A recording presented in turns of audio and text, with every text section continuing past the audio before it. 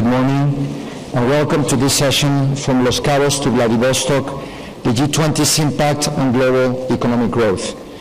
My name is Alejandro Ramirez. I'm CEO of Cinepolis and chairman of the B20. Since December of last year, President Felipe Calderón of Mexico has chaired the G20, a position he will hold until November 30th of this year, when Mexico will turn the G20 presidency to Russia. During its last summit in Los Cabos in June, the G20 agreed to work collectively to strengthen demand and restore confidence with a view to support growth and foster financial stability. To this end, the G20 agreed on a coordinated Los Cabos Growth and Jobs Action Plan. One of the hallmarks of President Calderón's presidency of the G20 has been his openness to listen to the views of the business community and his conviction that business and governments working together can better solve some of the most pressing global challenges. For the past year, the G20 and its business counterpart, the B20, have been working together on critical issues, many of which were put for the first time on the G20 agenda by President Calderón, like green growth and financial inclusion, and some others like food security, employment, and anti-corruption, in which both the private and the public sector have key roles to play. One of the legacies of President Calderón to the G20 will no doubt be his emphasis on accountability and follow-up to past G20 commitments. Through his leadership, the G20 agreed to establish a Los Cabos Accountability Assessment Framework that establishes the procedures to report on progress in implementing policy commitments. As this may be one of President Calderón's last international business summits as President of Mexico, I'd like to take this opportunity to thank him for being such a good friend of the international business community and for his consistent support of policies that are so central to economic growth, like freer trade and investment. Please join me in welcoming His Excellency President Felipe Calderón Hinojosa of Mexico.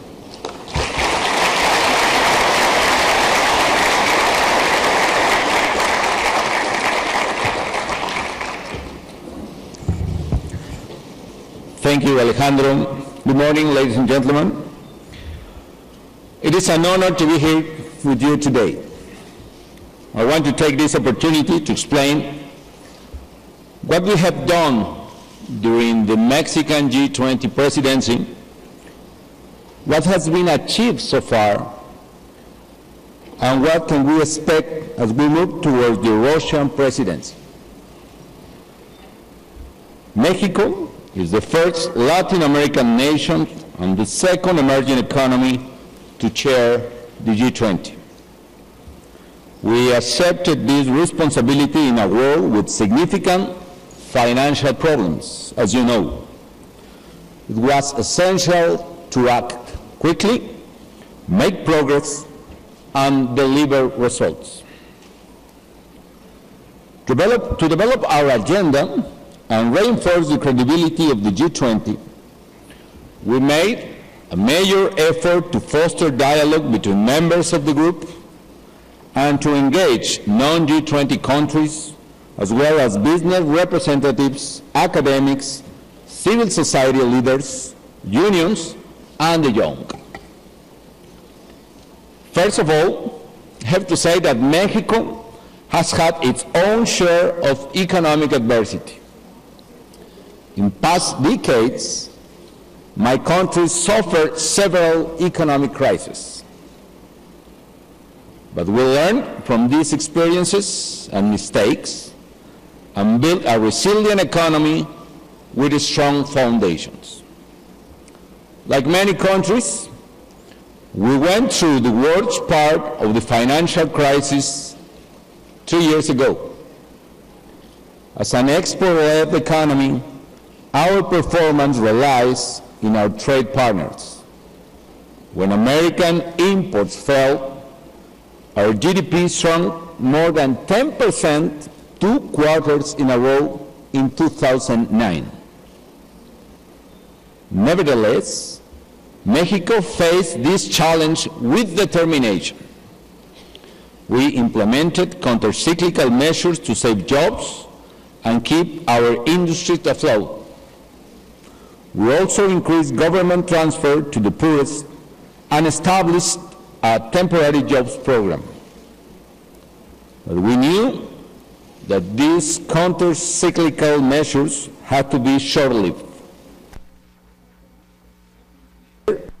We put in place an exit strategy to reduce our fiscal deficit. This included increasing tax revenues, reducing public expenditures, promoting structural reforms, an aggressive deregulation program, and trade liberalization. We also reduced tariffs and ratified our free trade agreements. We have free trade agreements with more than 40 nations, and that implies that Mexico is able to sell its products to more than 1 billion consumers around the world. And we even increase investment in both infrastructure projects and technological education to boost our competitiveness. Today, in Mexico, there are 130,000 new engineers and technicians every single year. These efforts have paid off. Today, Mexico has its public finances in order, with a fiscal deficit of less than 1% of GDP. We have an all-time record in foreign reserves, $160 billion, more than twice our total foreign debt. Exports are booming, and we have gained competitiveness in several high-value sectors like the automotive industry. In 2006, for instance, we were the 9th largest exporter of cars in the world. We are the 4th. 2 days ago, we announced a new investment in a new plant facility of Audi in Mexico, the first of this enterprise in the whole continent of America, an investment of more than $1.3 billion in our country. Mexico, for instance, now exports more manufactured goods than the rest of Latin America and Caribbean combined. And our economy has grown almost 16% in the last 3 years.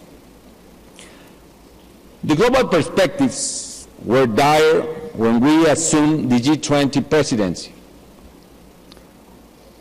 As you remember, the previous meeting in France, in Cannes, concluded without clear commitments and without a sense of direction. It seemed that the crisis was not only deep, but also out of control.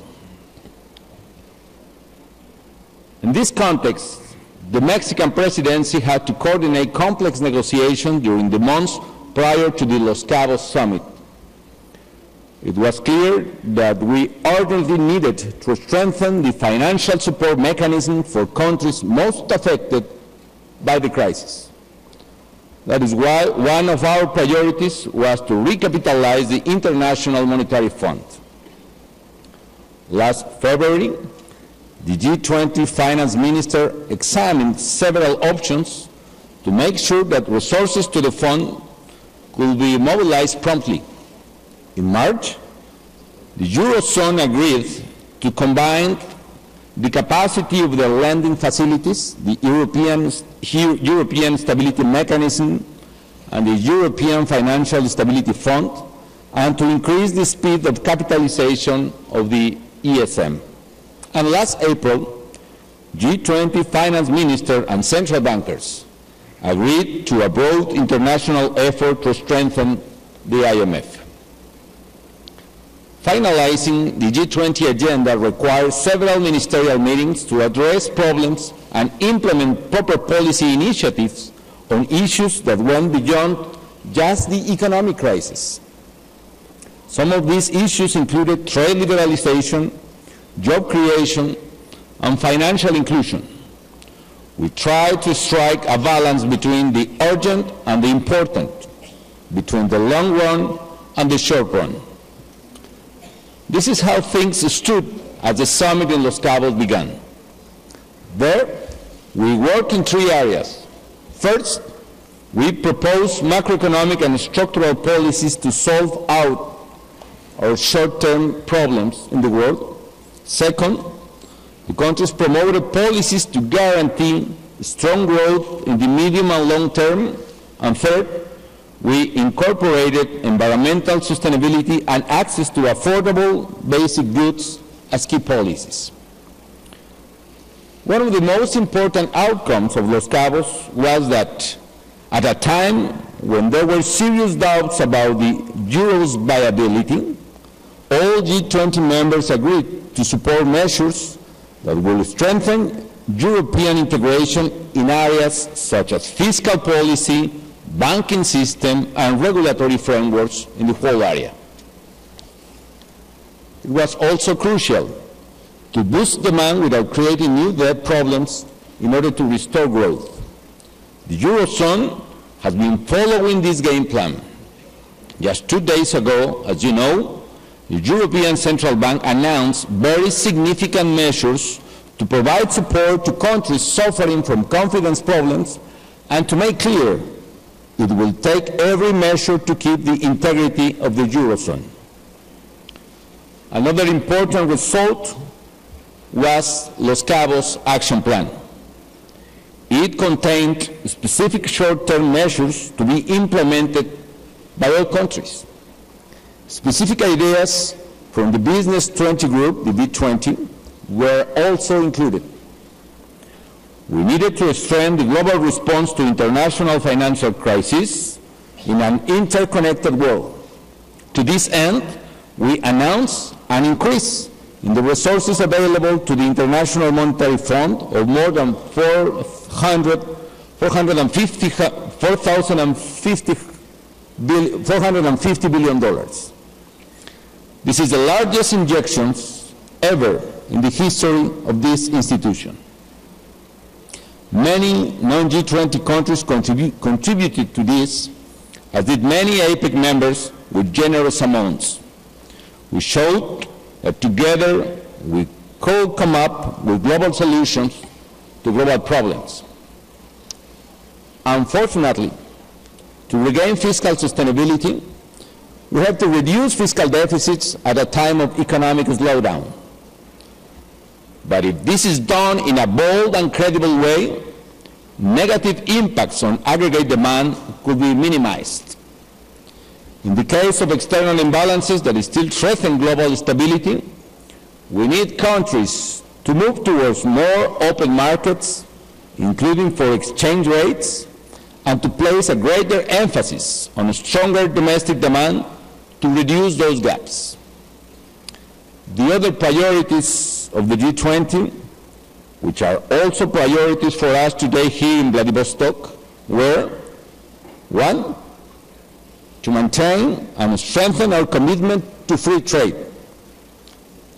The main message we need to emphasize is what the world needs today to overcome this crisis is more trade, not less. Therefore, we extended our standstill commitment until 2014. It would be very important if APEC economies could send a strong message in favor of trade from this summit. Two, to support the process of strengthening financial regulation and supervision, as well as the Financial Stability Board. Well-allocated credit is a very powerful instrument for development. These are the lessons that Latin American and Asian countries have painfully learned during our crisis. On food security, we agreed to increase public and private investment in agriculture, as well as to carry out actions to increase agricultural productivity. We can implement policies to reduce price volatility. Fourth, on sustainable development, we agreed to include green growth policy options within the G20 structural reform agenda. Green growth is a way to economic recovery. APEC economies have an important role to play both in financing and in creating awareness around the climate change problems and solutions in the way of the green growth path. All of these actions are significant steps to reach our common objective of strong, sustainable, and balanced growth. The road ahead. Dear friends, it is clear that the global economy continues to face important challenges. However, the international economic outlook has improved a lot. The balance of risk has changed in our favor. Let's see. 1 year ago, the Cannes summit was interrupted several times to discuss the possibility of Greece leaving the Eurozone. That discussion is over, and Greece is no longer a pressing issue. Countries with liquidity problems, like Spain and Italy, have implemented structural adjustments, and European and international institutions have taken critical measures, such as building a strong and credible firewall. The G20 summit, in that sense, in Los Cabos, appears to have been a turning point. The long road to recovery is now clear, and with committed leadership, I'm confident a new period of global growth will begin very soon. The advances we have made this year make it clear that dialogue and cooperation are the best way forward. The Mexican presidency of the G20 will continue working to strengthen the world's confidence in this forum's capacity to address pressing problems. As investors start to believe, as consumers start to believe, we will be on the road to a strong and sustained recovery. We are pleased that Russia will assume the G20 presidency next December after hosting this successful APEC summit. We are sure that this great country will live up to these responsibilities by leading global efforts to restore growth and create jobs. And Mexico will continue to be a loyal and committed ally in the effort to build and maintain our people's prosperity. Thank you for your attention.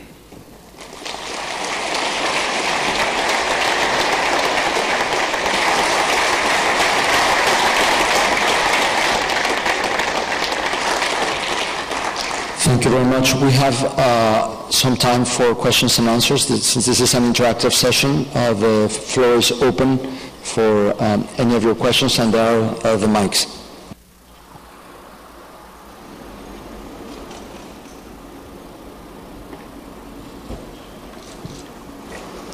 Yes, in the back, the gentleman.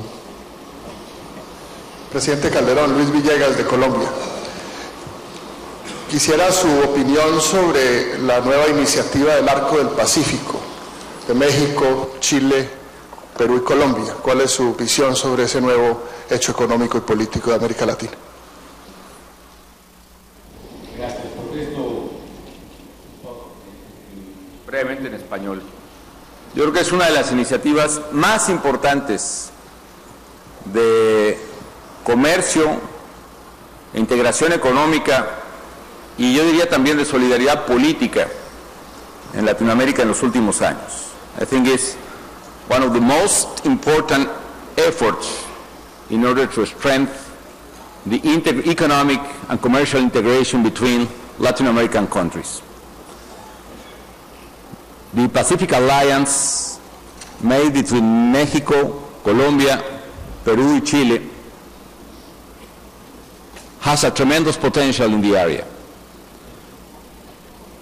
As I was saying, Mexico only exports more manufactures than the rest of all Latin American and Caribbean countries combined.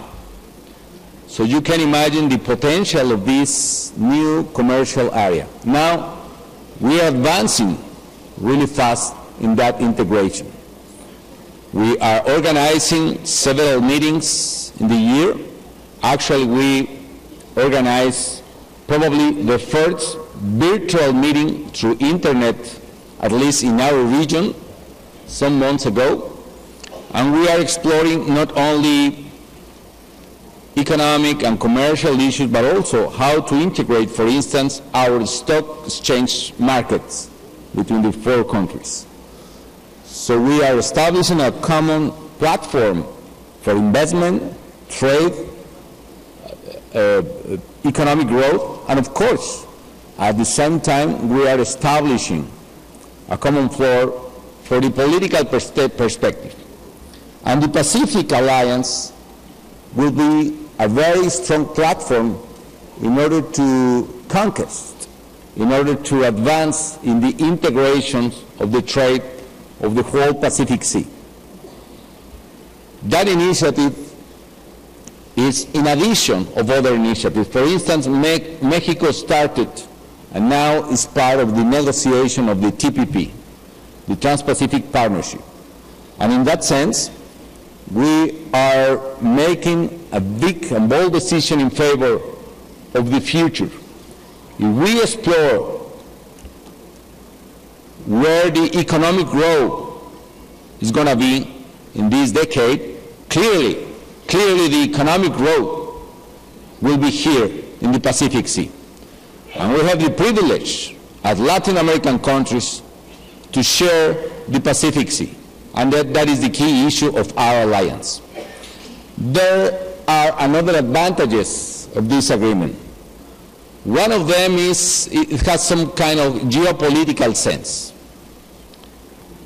We know, for instance, that Mercosur is an economic initiative, but also it has a lot of political sense. Well, in that sense, the whole activity of our 4 countries in the Pacific Alliance, our exports, our investment is bigger right now than the investment and export of the Mercosur countries. And in that sense, we are advancing even faster in terms of integration. We are reducing tariffs, we are establishing more commitments in terms to open the trade between us, and that will be a clear advantage. In few words, for me, the Pacific Alliance is a strategic step in order to foster economic growth and prosperity for the countries in Latin America which share the Pacific Sea. And I hope that in the future we can receive another members like Panama or Costa Rica, which are very interested in that.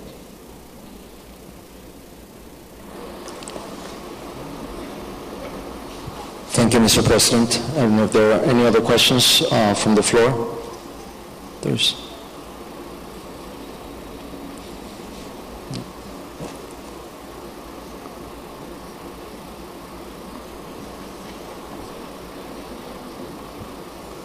That's great. But I think that everything is absolutely clear. And everybody is happy with the G20 performance, in my understanding. So thank you. There's a question here in the center, I'm sorry. Yes, there's a mic. Could you please pass the mic? Thank you.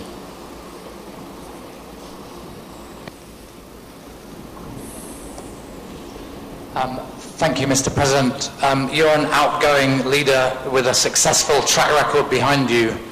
What 2 pieces of advice would you have to people coming into your kind of position around the world now about how to be a successful political leader? Thank you for your comment. I think that the most important advice for any person is to stand on principles. I'm talking about economic issues. Standing on principle is to believe and to work for economic freedom. And probably is one of the main discussions we have ahead. I can feel a lot of pressure, for instance, against economic freedom. I used to talk about a tale in the G20 meetings, since we went to the first one in Washington, D.C. There is some kind of sacred clause talking about we reject protectionism. However, the day after of that statement, 15 out of 20 countries of the G20 established new tariffs and new barriers to the trade. And in particular in crisis time, there is a lot of pressure coming from the economic sectors and industries, pushing governments in order to establish more barriers to trade. And probably that is the worst mistake we can make. The solution in order to recover economic growth, or one very important part of the solution, is trade, more open markets, less tariffs, not more tariffs. And that is the future of that. That is, it's a lesson coming from thousands of years ago. The man started to prosper with trade. And that is the only way in which we can overcome this crisis. And the second, standing on principles, the same, we must to believe and support freedom and democracy in any point of the world. Probably we in Latin America,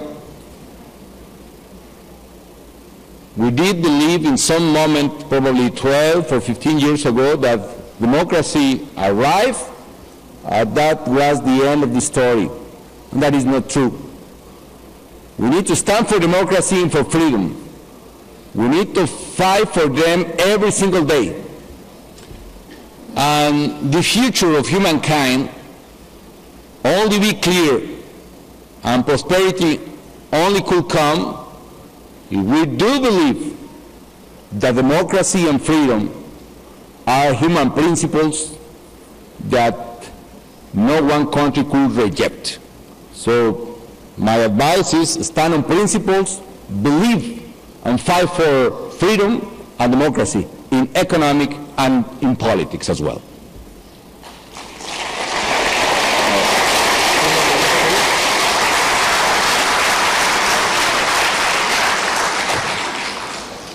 Here in the middle, please. Okay, Your Excellency, I am a student from Peking University, China, so I'm really interested in the food security, and I know you've just addressing this gentleman's question, you talk about the open market, and I'm wondering what's the impact of maybe the potential open market what's the impact of the open market to the Mexico domestic food market? So I wanted to hear your opinion on that. And the second thing is, since we know that Mexico has hosted the G20 summit, and I'm wondering what's Mexico's definition of itself in the G20? Thank you. What is the second question? Excuse me. Can you repeat again? What's Mexico's definition of itself? What's the role it's going to play in the G20? So thank you. Well, talking about the first, I do believe in trade. And the benefits of trade, not only in a textbook, but also, in reality is trade provides benefits for consumers and provide benefits for producers as well. We need to defeat that idea that only exports are good and imports are bad. Trade is good, either export or imports, especially today. While trade provides benefit for consumers, because it's the only way in which you can get the best price and the best quality for any single product, in particular for food. Today, we have some kind of a scarcity in the food market. But if we establish restrictions to the trade in food, in particular, if we establish restrictions to exporting foods, we are making a big mistake, and we are establishing the wrong economic incentives for more production of food. The only way in which the people who are able to produce more food is liberalizing prices, liberalizing trade, and that could allocate the right resources in the right places, in the right places. And now talking about the world economy. Today we are talking about an economy founded or based on middle products. It's a big mistake to believe that as long a country is able to export and non-import is making right. A country needs to export and import at the same time. For instance, in addition to our free trade agreements in Mexico, we reduced tariffs in the middle of the crisis from 12% on average to 4% on average today for any country out of the countries we have free trade agreements. And what happened? Manufacturers in Mexico increased their competitiveness in several ways. For instance, we are opening the markets for any imports for electronic supplies. Now today, Mexico is the largest producers of smart mobile phones. Actually, 65% of the total BlackBerry in the world were made in Guadalajara, in Mexico. And the only way why BlackBerry and Toyota and Honda and Audi and Volkswagen and a lot of producers and manufacturers are establishing in Mexico is because we have a very open economy. And that implies benefits for consumers around the world with the best products, and that implies benefits for producers and workers in Mexico with the best manufacturers. I think that the same is in thinking about food. We need a lot of structural reforms even inside my country in agricultural sector, yes, but the main principle is exactly the same. As long as you are able to open the economy, you could provide more opportunities to eat to your people than the other way around. A closed economy is a threat for food security in the people. There are another points that we need to address talking in food security. For instance, the financial part of the equation. Like 4 years ago, the financial firms participating in food market had probably 8% of the market. The rest, 92%, were enterprises more linked with the food itself. Distributors or producers and so on. But now, more than 40% of the market in food market is made by financial firms through derivatives market and others. And that implies probably some kind of, that could have some kind of impact in the determination of the price. I don't want to use the word speculation, but this very abrupt variation in the price of commodities in last years could have some kind of a relationship with the participation of financial markets. And we need to explore and regulate in a better manner the participation of this market in this crucial issue for the people. But the main issue in terms of agricultural products and food security is productivity of food. And in that sense, we need to invest a lot in new technology, a new kind of organization in order to produce even more with the same resources and without threatening natural resources like forests, for instance, or preserving water and other natural resources. We need to increase the productivity with the actual resources that we are producing those foods. Yes, there is time for just one final question. The gentleman in the middle.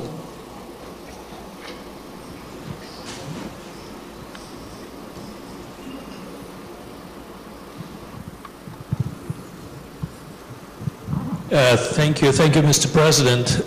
I'm Vyacheslav Nikonov, member of the Russian Duma. You made a very strong statement about the principles of free trade, democratization for your country. But it looks like that the continent of Latin America is moving in a somewhat different direction. They're electing very left-wing governments, which are protectionist, sometimes nationalist. They organize groups like Bolivarian group, which is looking in somewhat different direction. So my question is, where is the continent of Latin America moving politically? Good question.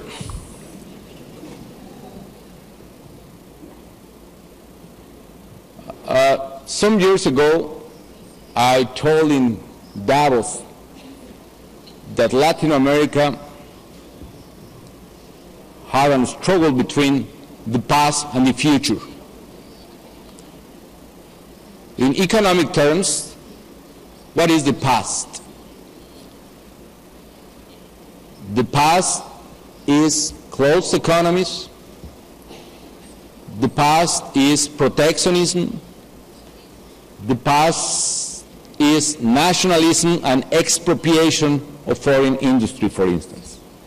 And what is the future? The future is freedom. The future is trade. The future is investment, national and foreign investment, global investment. And that means prosperity. And the same in political terms. What is the past in political terms? The past is authoritarianism, either rightist dictatorship or leftist dictatorship. For me, it's the same dictatorship coming from the left or coming from the right. It's the same problem. It's a problem of lack of freedom. It's a problem of lack of democracy. It's a problem of lack of human rights. And we have suffered, and actually we are suffering still, some authoritarian regimes in the country. The future in politics is democracy. It's freedom. Press freedom, freedom for meeting, and human rights. And today, Latin America is struggling exactly between the past and the future.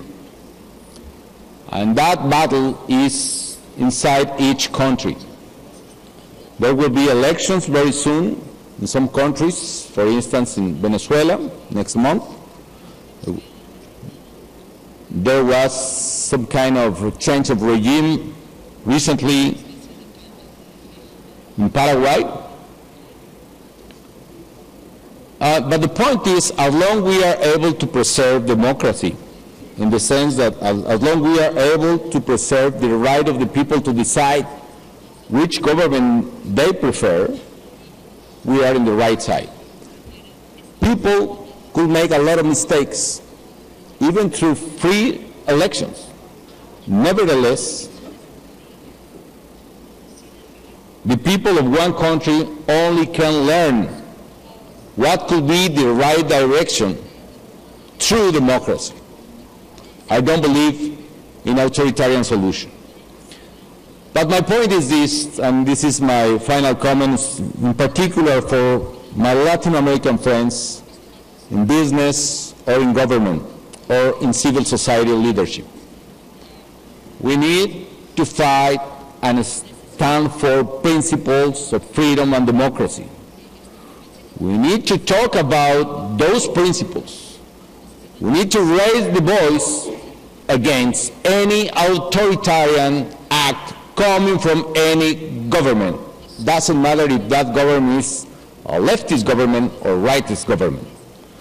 We need to talk about the conquest of Latin America in the last 2 decades, and one of the most precious conquests is precisely democracy. And in some cases, we are losing that victory. And at the same time, we need to learn about our own experiences. You can pick examples of leftist regime or rightist regime, but even our own experience could teach a lot for anyone. For instance, we need to learn how Chile is one of the most prosperous nations in the whole region. We need to learn how Chile today has welfare among its people, has a very important economic growth. Chile has the biggest economic growth today in the OECD countries. And at the same time, we have a lot of experiences in Latin America coming from countries that establish other regimes. And the situation of the people clearly is not good for any one of them. I think that that is the battle in Latin America. It is not clear what could be the final decision of Latin American people, but what is a fact is that we reach in one moment, at least in most of the countries of the region, democracy and free economies, and we are losing those spaces in several countries in a different grade and different perspective. That is not good news for Latin America. In the future, we, the leaders, and you, the businessmen, and any serious participant in civil society, we need to come together and raise our voices in order to push forward again the principles in which we do believe. So that it could be my idea, but I hope that Latin America will be a free continent, a free region, sooner or later, and I do prefer sooner because the people demands and deserve that very soon. So thank you, all of you, for your questions. Thank you very much.